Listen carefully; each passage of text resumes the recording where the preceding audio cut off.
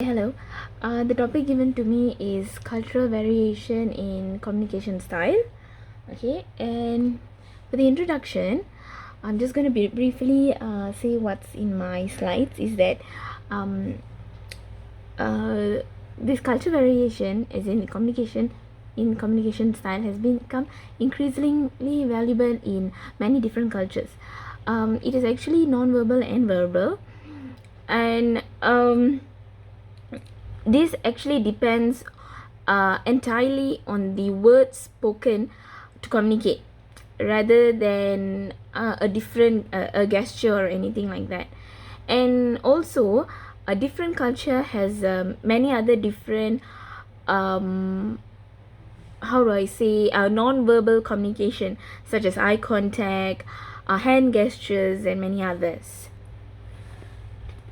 So, and okay, moving on to the next one, direct and indirect communication style. Okay, so basically we have two communication style, one direct and indirect. And a direct communication style means that, okay, you can see, okay, direct communication style means that the person who's speaking, as in the communicator, does not hesitate to say anything, not thinking twice. An indirect communicator is basically not mentioning what they really want to mean, like what they really want to say, and directly saying what they and indirectly saying what they want. Not direct, indirect. That means indirect communicators. And for direct communicators, the people that use those direct communications is African Americans, Northern European Americans. And for indirect communicators, Asians like us, and also Native Americans. Yeah. Okay, now moving on to the next point is a cultural ethic consideration. Okay, so for the first point is that factoring in social personal space expectation between cultures enhances communication in any social business setting. So sometimes in formal settings, as in business meetings, conference, yes, you can handshake, but you should not invade their personal space. And eye contact and touch ethic are also dramatically different cultures.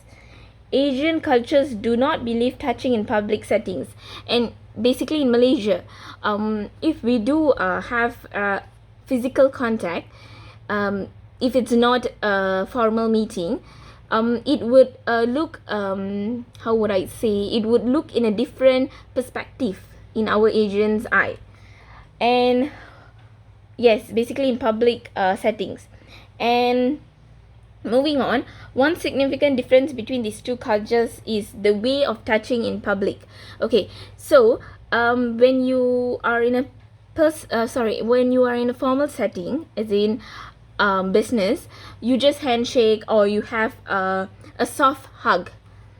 But when it gets more physical, when you're not in a formal setting, and when you do hug or maybe a kiss on the cheek, it is definitely different. You can't consider it as the same ethic. And when you are going into or maybe visiting a different country and their cultures are different compared to Asian, it's better to know their ethics, their communication ethics, before going and mingling with their culture, because it would definitely, if we do not follow their ethics, it would definitely invade, and it would be rude to their culture. Okay, moving on. Time orientation. In time orientation, different culture has different perspective over time orientation.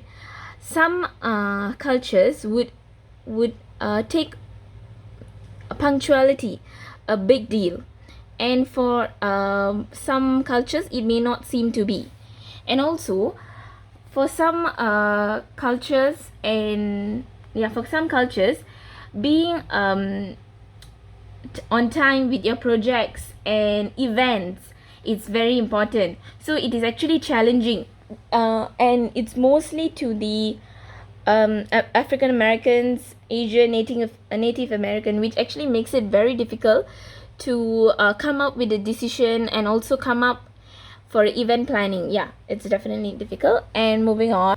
Okay, for the next and final point, individualist or collectivist perspective. Okay, cultures are categorized as having either individualist or collectivist traits. Sorry for my English.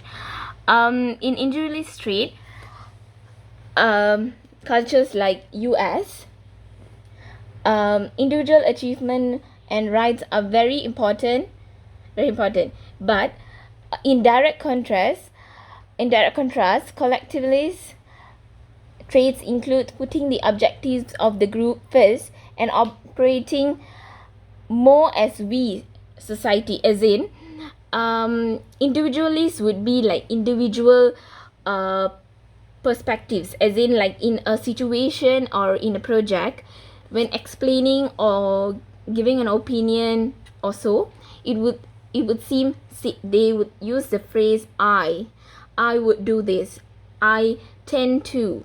Yes, they would use the word I in it. But when they are collectivist, they would use the phrase we, as in the society itself. Asian cultures are considered collectivists. So basically, we as Asians are collectivists, and we use the phrase we more in society. Basically, we are a team working type of people. Yeah. The end. Thank you very much. And if I did speak wrongly, or if I did pronounce something, or if my grammar was totally wrong, I'm totally sorry, because I'm actually kind of doing this in a rush. Yeah. Okay then, bye bye. Hope you enjoyed the video and hope you got it. I will be also uploading my slides also for further reference. Thank you. Bye bye.